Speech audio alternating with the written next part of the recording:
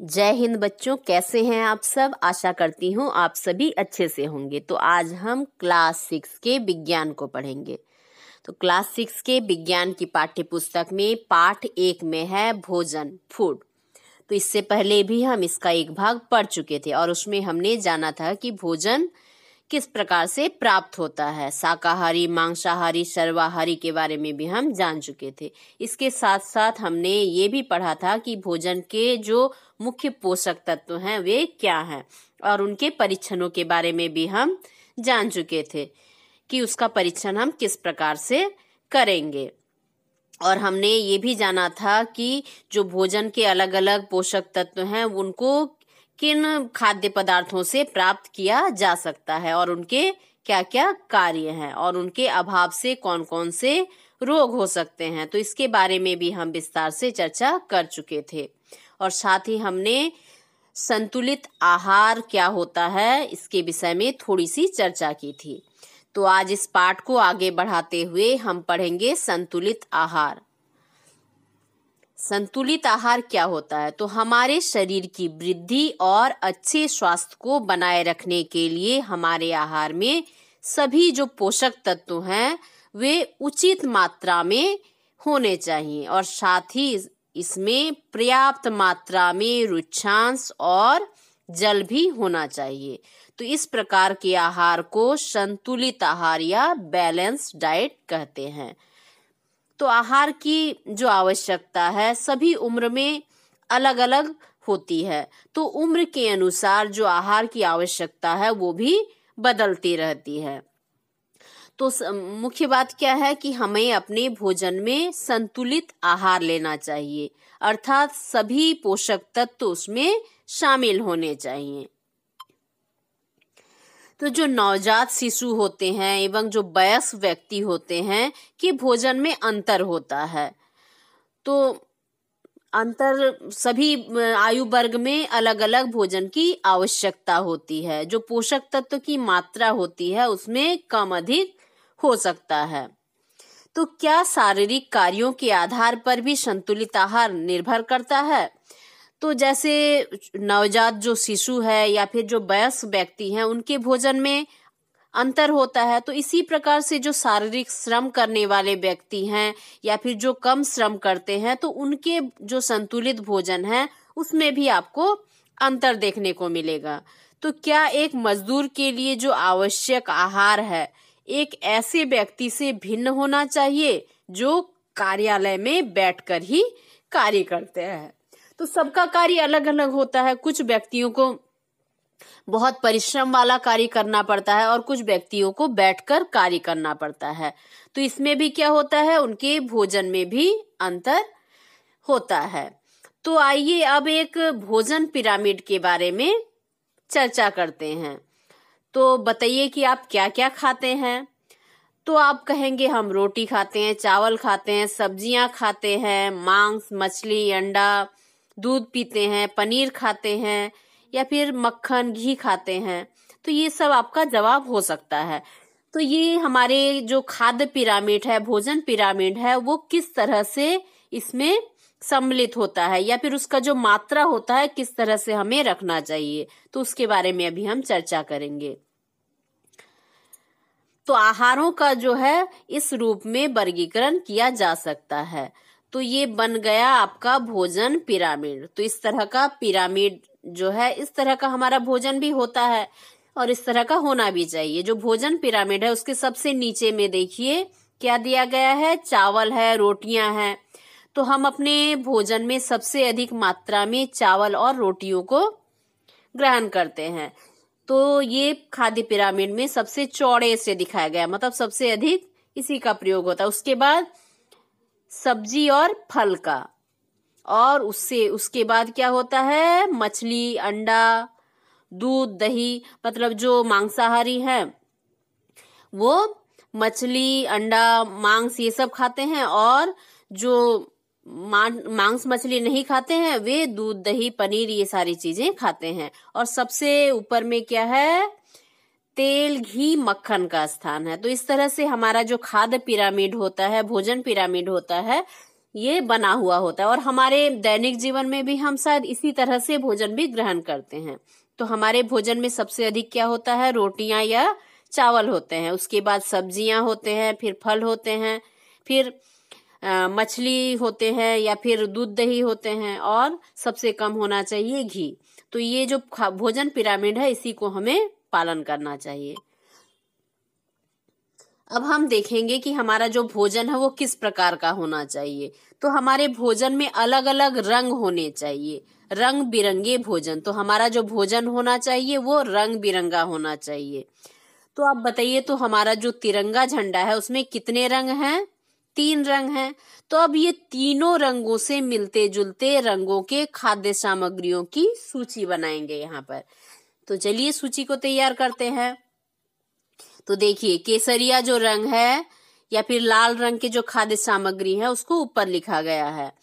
तो सबसे ऊपर केसरिया रंग होता है, तो उसमें टमाटर, गाजर, सेब ये इस रंग के होते हैं, लाल या फिर केसरिया रंग के। तो बीच में क्या है? सफेद रंग के खाद्य पदार्थ, जैसे चावल हुए, दूध हुए, आलू हुआ, अंडा हुआ। और नीचे क्या रहता है हमारे तिरंगा का? हरा रंग। तो हरे रंग की खाद्य सामग्री, मटर, कद्दू, नेनुआ, पालक में जितने हरे सब्जियां हैं। तो हमारे जो खाद्य प्लेट है, खाने की जो प्लेट है, तो उसमें भी हमें सभी रंगों का समावेश करना चाहिए। और हमारा जो भोजन है प्रतिदिन का वो रंग बिरंगा होना चाहिए। तो हमारे भोजन में प्रतिदिन रंग बिरंगे खाद्य पदार्थों का मिश्रण होना चाहिए। और ये संतुलित आहार है जो स्वास्थ्य, विकास तथा शारीरिक एवं मानसिक गतिविधियों के लिए बहुत ही आवश्यक है। तो ये सारी चीज हमारे भोजन में होने चाहिए, जिससे हमारा जो स्वास्थ्य है या फिर हमारा जो शारीरिक विकास है, मानसिक विकास है, वो सही तरीके से हो सकता है। तो पोषक तत्व को नष्ट होने से बचाने हेतु कुछ सावधानियां भी यहाँ दी गई है। तो छिलका उतारकर सब्जियों और फलों को धोने पर उनके जो कुछ विटामिन है वे नष्ट हो जाते हैं, इसलिए छिलका उतारकर सब्जियों को या फलों को नहीं धोना चाहिए। यदि हम उसको छिलका उतार कर धोएंगे तो उसके जो विटामिन है वे नष्ट हो जाएंगे। और इसके अतिरिक्त जो सब्जियां हैं उसको काटने से पहले हमको अच्छी तरह से धो लेना चाहिए और उसके बाद काटना चाहिए। जैसे हम बहुत सारी गलतियां करते हैं, जब हम साग पकाते हैं तो क्या करते हैं, पहले साग को काट लेते हैं और फिर धोते हैं, लेकिन इससे क्या होता है, उसके जो पोषक तत्व हैं वे जल में घुल जाते हैं। या फिर हम जब सब्जियों को काटते हैं तो सब्जियों को एक बर्तन में पानी डालकर उसमें काटते हुए डालते हैं। तो ये गलतियां हम अक्सर अपने घरों में करते हैं, लेकिन इसे हमें सुधारना चाहिए। हमें पहले ही सब्जियों को, फलों को अच्छी तरह से धो लेना चाहिए और उसके बाद काट कर उसका उपयोग करना चाहिए। यदि ये गलती आपके घरों में भी होता है तो आप इसको सुधारने का प्रयास करेंगे, क्योंकि इससे हमारे जो भोजन के पोषक तत्व हैं वो कम हो जाते हैं। चावल और दालों को बार बार धोने से उसमें जो उपस्थित विटामिन है, खनिज लवण है, वे भी नष्ट हो जाते हैं। तो चावल को एक बार बस धो के उसका पानी निथार लेना चाहिए, उससे वो साफ हो जाएगा। या फिर दाल को भी एक बार अच्छी तरह से धो लेना चाहिए। लेकिन यदि हम उसको बार बार पानी गिराते जाएं, धोते जाएं, तो क्या होगा, उसमें जो उपस्थित विटामिन हैं, खनिज लवण है, वे भी नष्ट हो जाएंगे। तब उसमें से हमको जो विटामिन मिलना चाहिए उतना हमको नहीं मिल पाएगा। तो भोजन पकाने में अधिक जल का उपयोग और बाद में उसे फेंक देने से भी कई तरह के जो विटामिन हैं, खनिज लवण है, उसकी हानि हो जाती है। तो कभी कभी ये गलतियां भी कर दिया जाता है कि जब सब्जियों को पकाया जाता है, उसको यदि हमको उबालना होता है तो हम थोड़ा ज्यादा पानी डालकर उसको उबाल देते हैं और उसके बाद जब सब्जियों को वहां से निकाल कर किसी सब्जी में डाला जाता है तो क्या होता है कि उसका जो अलग एक्स्ट्रा पानी होता है उसको फेंक दिया जाता है। लेकिन उस पानी में भी बहुत सारे जो प्रोटीन है, खनिज लवण है, वो मिले हुए होते हैं। तो यदि हम उस पानी को फेंक देते हैं तो पूरा बर्बाद हो जाता है। तो इसलिए हमको क्या करना चाहिए, जब सब्जियों को पकाएंगे तो उसमें कम पानी का उपयोग करना चाहिए, जिससे कि वो पक भी जाए और उसका पानी उसी में सूख जाए। और यदि फिर भी पानी बच जाता है सब्जियों को पकाने के बाद, तो उसको हमको रख देना चाहिए, उसको फेंकना नहीं चाहिए। उसको दूसरे किसी खाने को बनाने में उसका उपयोग कर सकते हैं हम। तो ये जो छोटी छोटी गलतियां हैं अक्सर घरों में होती हैं, तो इसको सुधारने का प्रयास करना चाहिए। पहला क्या सुधार करना चाहिए? सब्जियों और फलों को पहले धोना चाहिए, फिर काटना चाहिए, और जो दाल या चावल है उसको बार बार धोकर उसका जो विटामिन है वो नहीं नष्ट करना चाहिए। उसका जो प्रोटीन है, विटामिन, खनिज लवण है वो नष्ट हो जाते हैं यदि हम उसको बार बार धोएं। या फिर जो भोजन पकाते समय जो पानी बचता है उसको भी नहीं फेंकेंगे, या फिर कम पानी में पकाना चाहिए। तो ये कुछ सावधानियां हैं जो हम अपने घरों में अपना सकते हैं, तो इन्हें भी जानिए। तो क्या है कि लो सोडियम नमक, तो आजकल मार्केट में लो सोडियम नमक भी उपलब्ध है। तो इनका भोजन में उपयोग उच्च रक्तचाप वाले जो रोगी हैं, जो हाई बीपी के पेशेंट हैं, वे इस तरह के नमक का उपयोग कर सकते हैं। तो उनके लिए ये काफी लाभदायक है, लो सोडियम सॉल्ट। तो जो हाई बीपी के पेशेंट हैं उनको नमक खाने के लिए मना किया जाता है, तो जितना कम वो नमक का प्रयोग करें उतना ही अच्छा है उनके लिए। तो उन्हीं के लिए ये लो सोडियम नमक है, तो इसका उपयोग वे कर सकते हैं। तो यहाँ कुछ प्रश्न है, जैसे भोजन को किस प्रकार उचित तरीके से पकाना चाहिए और क्यों? तो भोजन को हमेशा पकाएंगे जब हम उसको क्या करेंगे, कम धोएंगे, ठीक है। चावल या दाल को पकाएंगे तो उसको बहुत ज्यादा धोकर साफ नहीं करेंगे, ठीक है, मतलब साफ कर लेंगे लेकिन बार बार पानी डालकर फेंकना इस तरह का उचित नहीं है। और जब सब्जियों को पकाएंगे तो क्या करेंगे, कम पानी में पकाएंगे ताकि वो जो पानी एक्स्ट्रा बचे वो उसी में पकने में उपयोग में आए, उसको बाहर ना फेंकना पड़े। और हमें अपने आहार में फल और सब्जियां जो है उसका उपयोग शामिल करना चाहिए। क्यों? क्योंकि जो फल है या फिर कच्ची सब्जियां हैं उसका उपयोग हम अधिक करेंगे तो हमारा जो पाचन तंत्र है वो अधिक सक्रिय होगा, जो भोजन है उसको पचाने में आसानी होगी। तो ये चीजें आप ध्यान में देंगे। अब और एक चीज है बहुत दिक्कत वाला, क्या दिक्कत वाला है कि जो जंक फूड है या फास्ट फूड है ये बहुत ज्यादा प्रचलित हो गया है। तो बच्चे आजकल ज्यादातर फास्ट फूड या जंक फूड खाना पसंद करते हैं, लेकिन ये जो फास्ट फूड है हमारे लिए बहुत ज्यादा हानिकारक है। तो आप बच्चे यदि जंक फूड या फास्ट फूड खाते हैं तो उसकी मात्रा कम कर दीजिए और धीरे धीरे उसको जितना कम खाया जाए उतना ही उचित है। तो आजकल हम कहीं भी जाएं, मेले में जाएं या फिर बाजार में जाएं, तो क्या होता है कहीं भी हमको पिज्जा मिल जाता है, चाउमीन, बर्गर आदि मिलते हैं, तो उन्हें हम चाव से बड़े प्यार से खाते हैं, तो इसे फास्ट फूड के नाम से जाना जाता है। ये जो पिज्जा, बर्गर, चाउमीन है इसको फास्ट फूड कहते हैं, परंतु ये हमारे स्वास्थ्य के लिए क्या लाभदायक है? तो हम तो बड़े प्यार से ये फास्ट फूड खाते हैं, सभी बच्चों को ये पसंद भी होता है, लेकिन ये हमारे लिए लाभदायक नहीं है, इससे हमको दूरी बनाना चाहिए। तो आइए देखें कि कितना नमक है फास्ट फूड में। तो जो फास्ट फूड है यहाँ चित्र दिया गया है, ये चाउमीन है, तो इसमें नमक की मात्रा कितनी है, 1.7 ग्राम। उसके बाद नीचे क्या है, ब्रेड चॉप है। हमको तला भुना और जो बहुत जीभ को स्वाद दे वैसी चीजें पसंद है, लेकिन उससे बहुत ज्यादा हमें नुकसान है। जैसे ब्रेड चॉप हुआ तो 0.5 ग्राम नमक है उसमें। पिज्जा में 1 से लेकर 1.20 ग्राम नमक है। उसके बाद जो पाव भाजी है उसमें 0.6 ग्राम नमक है।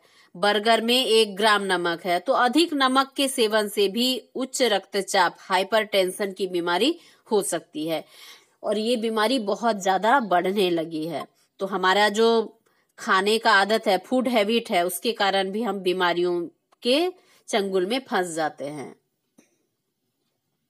देखिए अभी हमारे यहाँ पर बहुत ज्यादा प्रचलित है, क्या है कि हम जैसे ही बाहर कहीं निकले तो हम चाउमीन खा लिए, पिज्जा, बर्गर खा लिए, लेकिन ये सारी चीजें पचाने में भी बहुत दिक्कत है और साथ ही इसमें नमक इतनी ज्यादा मात्रा में रहता है कि वो हमारे स्वास्थ्य के लिए भी हानिकारक, उससे हाई प्रेशर जैसे बीमारियां भी हो सकती है। अब हम यहाँ जानेंगे खनिज लवण के जो स्रोत हैं।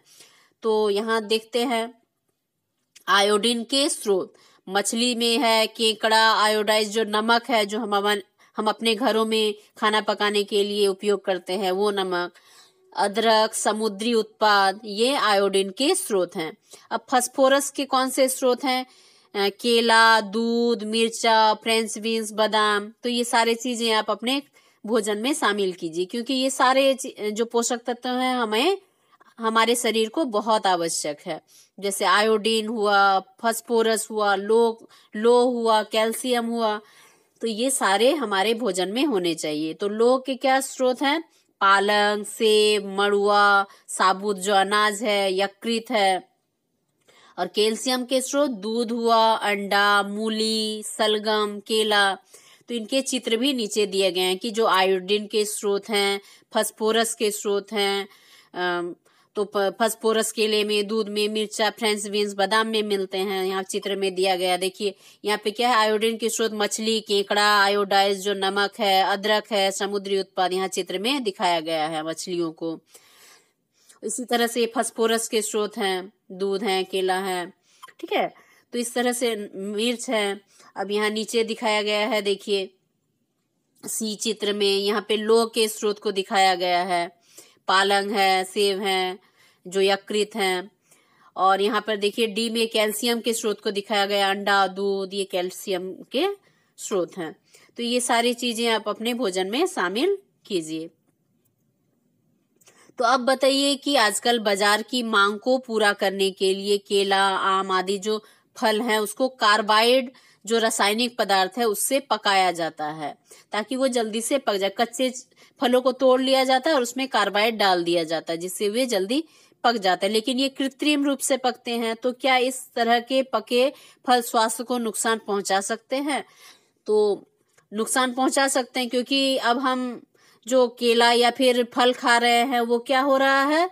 कृत्रिम रूप से पकाया जा रहा है, जिसके कारण रसायन का प्रयोग किया जा रहा है। तो ये रसायन हमारे शरीर में प्रवेश कर रहे हैं जिससे हमें बीमारियां हो सकती है। तो इसलिए ऐसा नहीं करना चाहिए। जो कृत्रिम रूप से बनी हुई चीजें हैं वो हमेशा नुकसान करती है। इसलिए प्राकृतिक रूप से पके हुए फल, आम या फिर जो भी फल है उसको उसी रूप में खाना चाहिए। रसायन का जितना कम प्रयोग हो उतना ही शरीर के लिए अच्छा है। तो इन्हें भी जानिए। झारखंड राज्य के जो साग सब्जियां के पोषक मूल्य हैं एवं उनके जो औषधिक उपयोग वाले पौधे हैं उसकी आप सूची बनाइए। तो आपके आसपास या बाजार में जो साग सब्जियां मिलती हैं जिसमें कोई ना कोई औषधिक गुण है उनकी आप सूची बनाइए। जैसे बहुत सारे हमारे आसपास पौधे हैं जो हमारे लिए बहुत लाभदायक हैं। जैसे हो गया ब्राह्मी, हो गया भृंगराज, हो गया। तो इस तरह के जो बहुत सारे पौधे हैं, छोटे छोटे साग हैं, तो जिसका उपयोग हम भोजन के रूप में करते हैं। तो इस तरह के जो साग हैं, जो सब्जियां हैं, उसका आप लिस्ट बनाइए जिसका बहुत ज्यादा औषधिक उपयोग है। तो हमारे घरों में बहुत सारे ऐसे चीजों का प्रयोग किया जाता है। तो आप क्या करेंगे? अपने गार्जियन का मदद लेंगे या फिर बाजार में घूमकर देखेंगे कौन सी सब्जियां बाजार में मिल रही हैं और उसका क्या क्या उपयोग है। तो हो सकता है उसका जो वहाँ का लोकल नाम है उससे आप परिचित होंगे, तो आप उसी को ही नोट करके लिखेंगे और देखेंगे कि उसमें कौन से औषधिक गुण हैं। तो आपने भोजन में जो पोषक तत्व है उसको शरीर के लिए महत्व जान लिया है। तो क्या क्या महत्व है पोषक तत्वों का शरीर में, ये आप समझ गए हैं। तो इसलिए हमें अपने भोजन में सिर्फ आलू या फिर एक दो गिने हुए सब्जियों का ही उपयोग नहीं करना चाहिए। हमें सभी रंगों के सब्जियों का उपयोग करना चाहिए और सभी रंगों की सब्जियां, फल का उपयोग करना चाहिए, दूध का उपयोग करना चाहिए, पनीर और जो मांस मछली खाते हैं तो उसका भी उपयोग करना चाहिए, जिससे हमारे शरीर को संतुलित आहार मिल सके। और जो साग सब्जियां हैं वो तो पोषक गुणों से भरपूर होते हैं, उनका उपयोग हमको अधिक से अधिक करना चाहिए। जो साग होते हैं, लाल साग, पालंग साग, और इस तरह के हमारे झारखंड में सैकड़ों तरह के साग आपको मिल जाएंगे। शायद आप नाम से परिचित नहीं होंगे, लेकिन जब आप उसको देखेंगे तो आप उसको पहचान जाएंगे। इसलिए हमारे जो पर्व त्योहार है उसमें भी साग सब्जियों को महत्व दिया गया है। तो कुछ त्योहार ऐसे हैं जिसमें हमें 10 तरह के, 14 तरह के, 15 तरह के साग को मिलाकर खाना होता है। तो इस तरह का जो हमारा त्योहार होता है वो भी हमारे पोषक को ध्यान में रखकर किया जाता है। साथ ही हम अपने आसपास जो उपस्थित साग हैं उनसे भी परिचित हो, इसलिए इनको हमारे त्योहारों में शामिल किया जाता है। तो आप भी ऐसे साग सब्जियों का पता कीजिए जो हमारे लिए बहुत